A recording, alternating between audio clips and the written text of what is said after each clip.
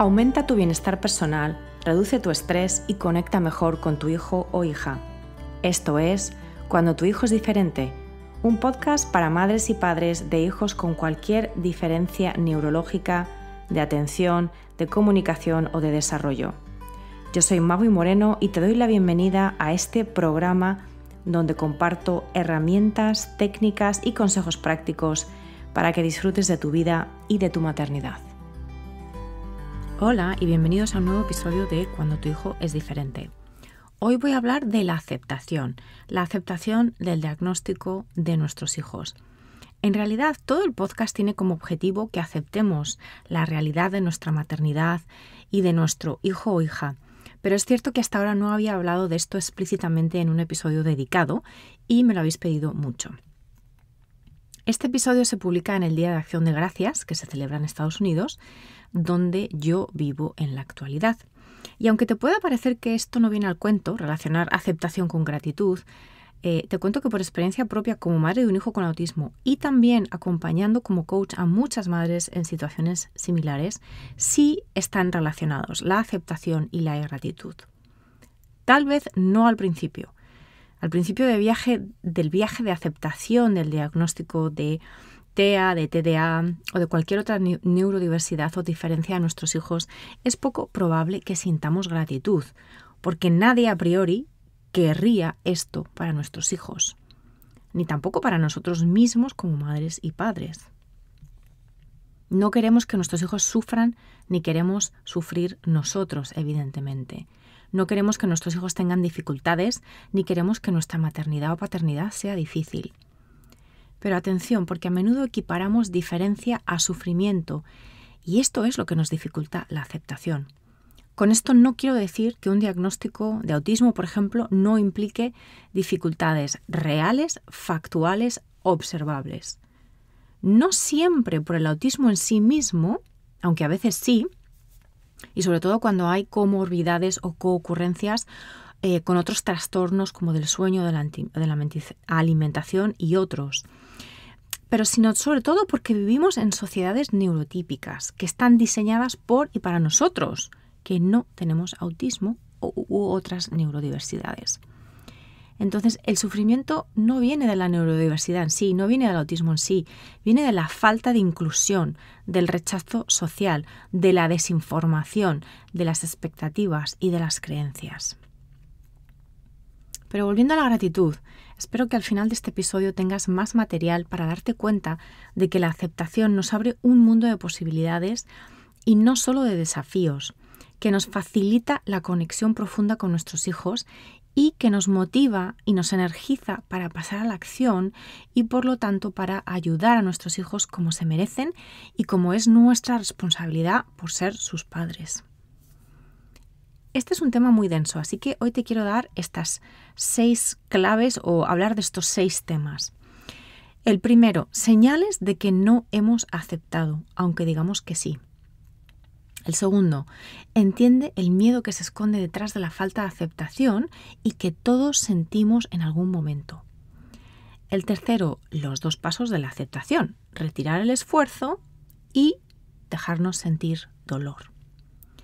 El cuarto, ¿qué pasa con la aceptación de los demás? El quinto, lo que es y lo que no es un diagnóstico. Y el sexto, finalmente, los beneficios de la aceptación. El primer punto que quiero tocar son las señales de que no hemos aceptado, aunque digamos que sí. Muchas veces oigo lo de, no, si yo he aceptado que mi hijo tiene autismo o que mi hijo tiene TDA. Pero lo cierto es que la aceptación no es solo un proceso mental. A nivel racional puede que te quede claro que hay un diagnóstico, pero eso no significa que aceptes de forma emocional ese diagnóstico. Y que conste que yo misma he estado ahí. La aceptación es un proceso global, no solo mental. No te sirve de nada intentar convencerte o convencer a los demás de que has aceptado ese diagnóstico si en tu vida se dan algunas de estas señales. Temor al que dirán.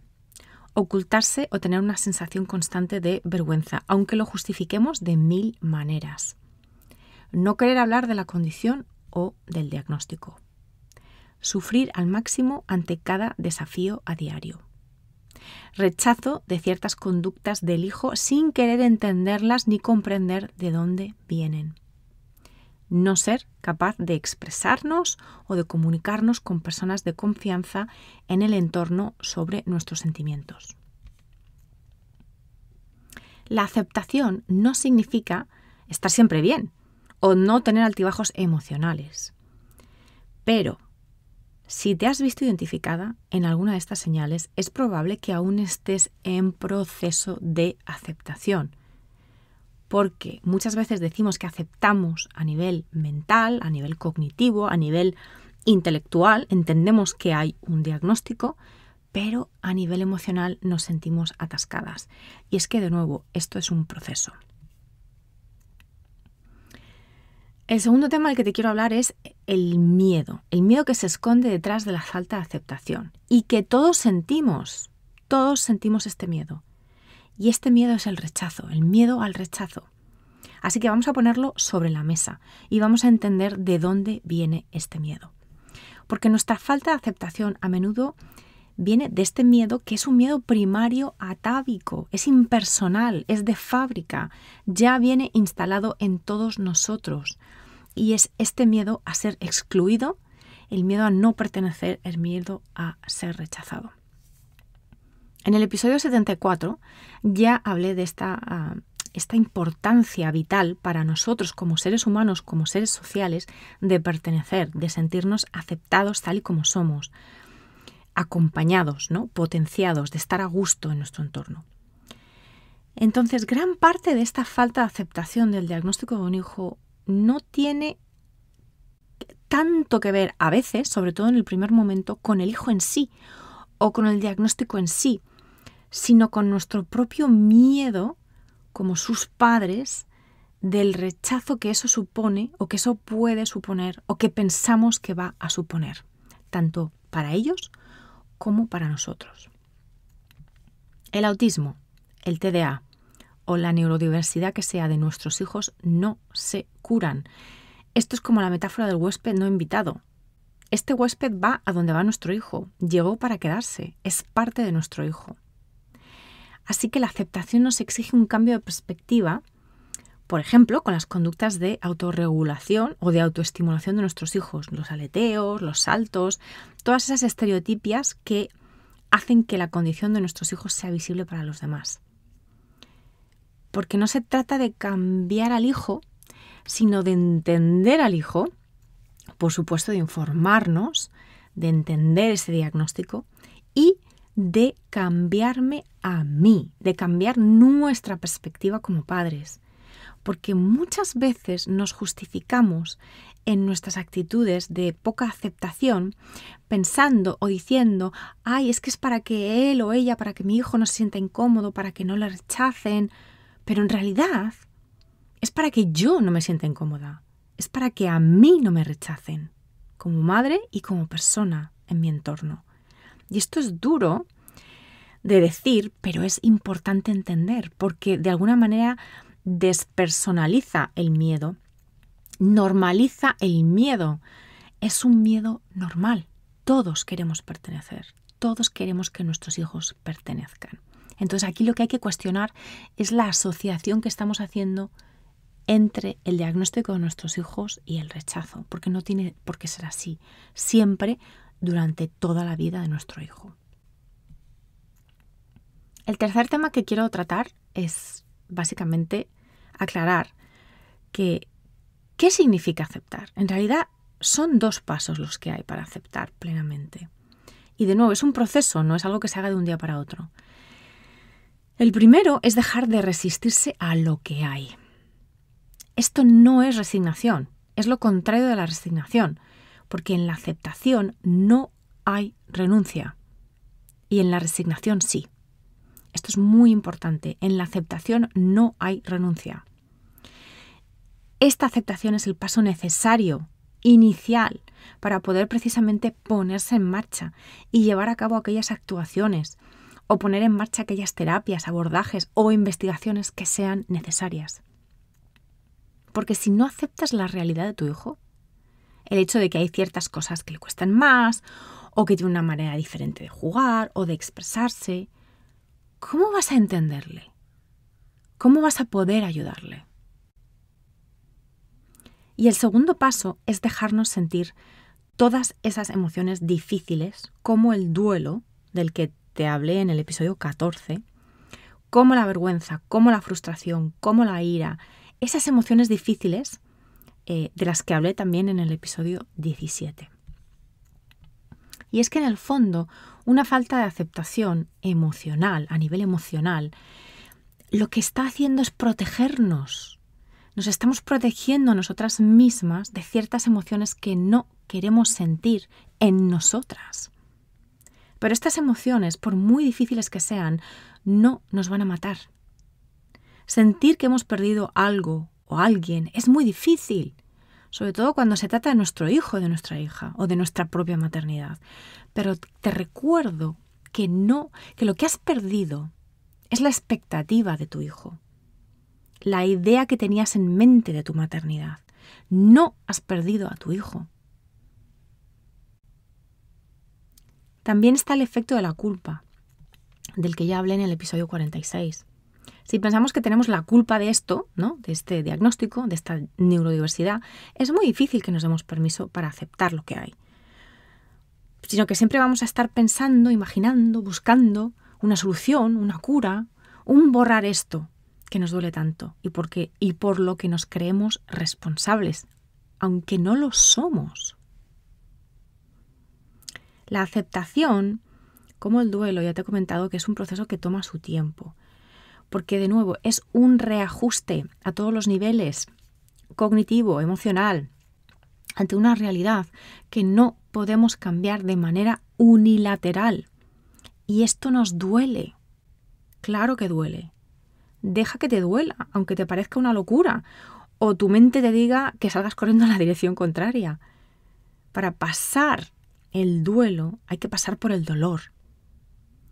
Y te invito de nuevo a que escuches el episodio 14. Para llegar a la aceptación hay que empezar, normalmente empezamos desde la resistencia. Esto es normal. El cuarto punto que quiero tocar es ¿qué pasa con la aceptación de los demás?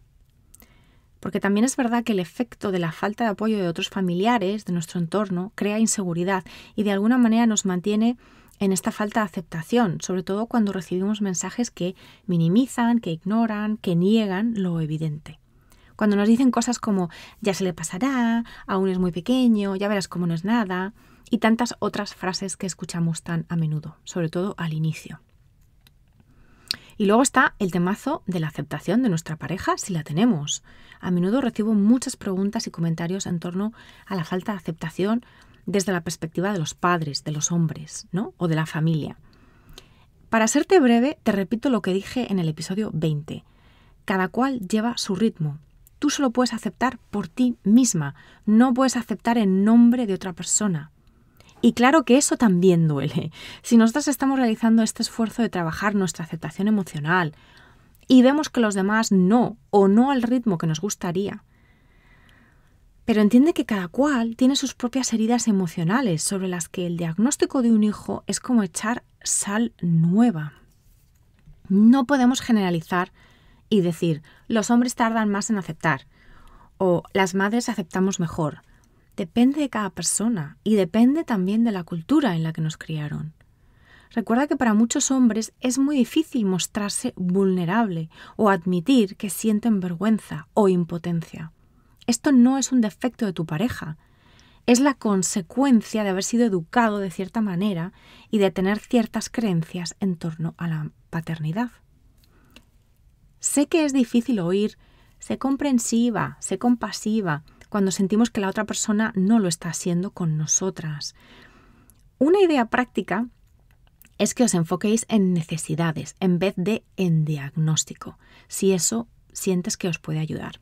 En vez de exigir a la pareja aceptación de un diagnóstico, así de manera global, pues intentar hablar más casualmente sobre las necesidades específicas y concretas que tiene vuestro hijo en este momento. Esto puede que ayude digamos, bajarlo a la tierra y hacerlo más concreto y de esa manera más que lo podamos afrontar con menos carga emocional. El quinto tema es lo que es y lo que no es un diagnóstico.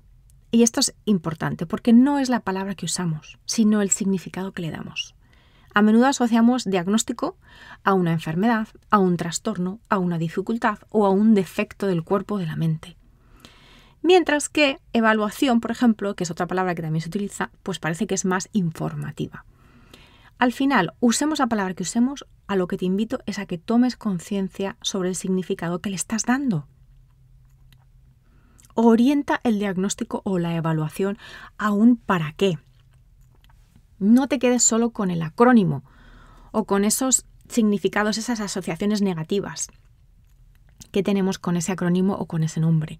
Porque el diagnóstico te ayuda a entender qué necesidades, qué realidades tienes que tener en cuenta como madre o padre con tu hijo. El diagnóstico es una señal en el camino. El diagnóstico no es el camino. Te marca un sendero, pero el sendero, como el famoso poema de Antonio Machado, lo vas haciendo tú y tu hijo según avanzáis.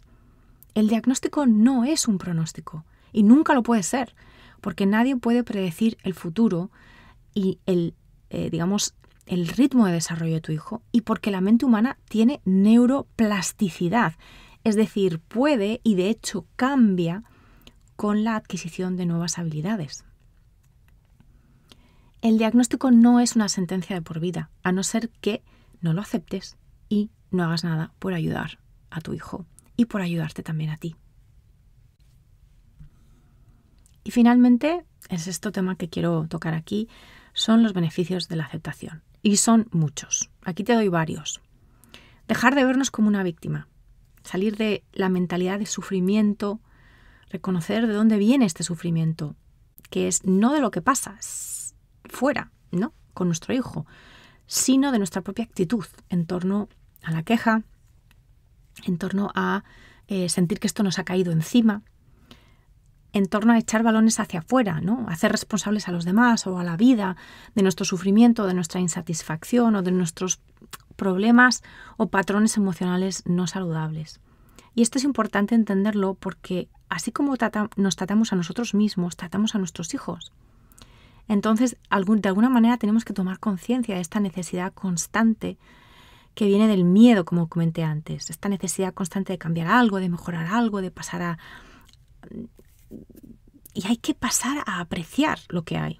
Y por supuesto también a cambiar lo que haga falta, ¿no? Entonces, de nuevo, la aceptación nos lleva de sentirnos víctimas a sentirnos desafiados, claro que sí, pero también empoderados. La aceptación también es un proceso de autoevolución. Es un proceso de aprendizaje continuo, es un proceso de analizar, de reflexionar sobre las interacciones que tenemos con nuestros hijos, hacia ellos, hacia nosotros también.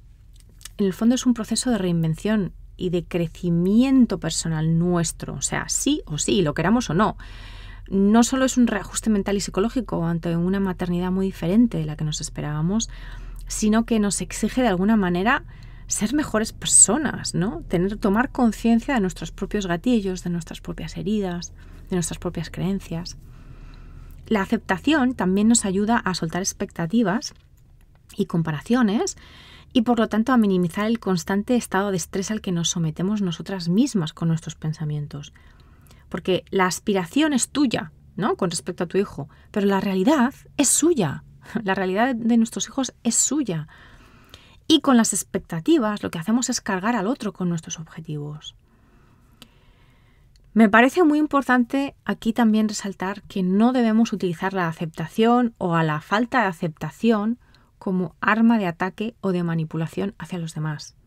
Hoy en día compartimos mucho en redes sociales y siempre digo que los abordajes que le funcionan a tu hijo son los que le funcionan a tu hijo, siempre que sean dignos y no causen daño físico ni psicológico. Así que atención a las comparaciones y a la presión externa. El que otra familia haya probado una intervención diferente en base a su propia realidad idealmente, en base a estudios científicos validados, no te da derecho a criticarles con la frase «es que no han aceptado el diagnóstico de su hijo».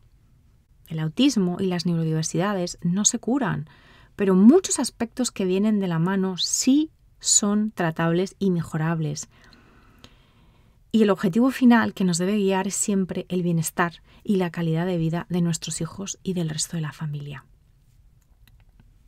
La aceptación también nos lleva a motivarnos para cambiar aquello que hace sufrir a nuestros hijos y por lo tanto nos hace sufrir a nosotras también. Nos lleva a luchar por mejores servicios educativos, nos lleva a ser más asertivos sobre las necesidades de nuestros hijos, nos lleva a, de alguna manera, educar al entorno sobre inclusión. Y esto son cosas que muchas veces sentimos que no deberían de tocarnos a nosotros. Pero la realidad es la que es, y muchos de los miedos que tenemos en torno a la neurodiferencia de nuestros hijos, de nuevo, vienen no por la diferencia en sí, sino por la falta de aceptación del entorno. Y esto no lo podemos cambiar nosotros solos, pero podemos, como tantos otros padres, madres, familiares y profesionales, podemos y debemos ponernos en marcha para poner nuestro granito de arena, aunque sea muy pequeñito, para llegar hacia sociedades más inclusivas, más tolerantes y que acepten la neurodiversidad. Pero no podemos exigirles a los demás y al entorno y a la sociedad y a los políticos y a las administraciones aceptación cuando nosotros mismos no estamos aún en condiciones de dar esa misma aceptación a nuestros hijos. Esta es una paradoja que se da a menudo. Y desde aquí te invito a que te des cuenta de que no podemos exigir a los demás lo que no estamos dispuestos a dar nosotros mismos.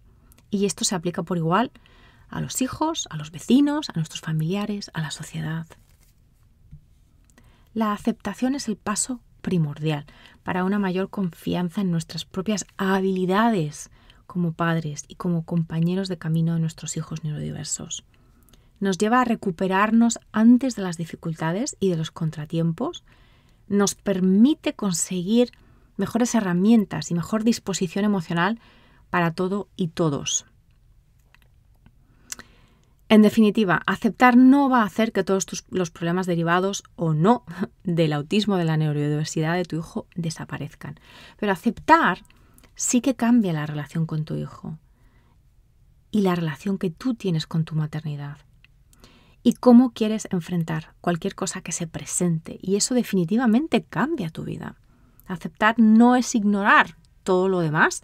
Aceptar es tomar el mando, tomar la responsabilidad y ayudar en todo lo que puedes dentro de tus posibilidades. Así que para mí aceptar es clave. Si aún sientes que no puedes aceptar, empieza por aceptar tu falta de aceptación. Eso también es un gran paso y es un paso necesario. Espero que este episodio te haya aportado valor, te haya hecho reflexionar sobre la aceptación del diagnóstico de tu hijo o hija. Si sientes que necesitas un apoyo específico que tenga en cuenta tus circunstancias personales y familiares, te recuerdo que puedes solicitar una consultoría de bienestar conmigo en mi web maguimoreno.com/servicios. Si tienes cualquier comentario, duda o pregunta, me puedes escribir a info@maguimoreno.com. Hoy especialmente te mando un fuerte abrazo y te deseo, como siempre, presencia con tu hijo o tu hija, presencia contigo mismo, contigo misma y una vida plena. Gracias por escuchar Cuando tu hijo es diferente. Para no perderte ningún episodio, suscríbete en tu plataforma de podcast favorita o en YouTube. Si este episodio te ha aportado valor, por favor, compártelo con otras madres y padres en la misma situación. O deja un comentario o una reseña para aumentar la visibilidad de este programa y que pueda llegar a más gente como tú y como yo en busca de apoyo. Si quieres saber más de mí, de mi trabajo y acceder a recursos gratuitos como el kit de primera ayuda, visita mi página web maguimoreno.com.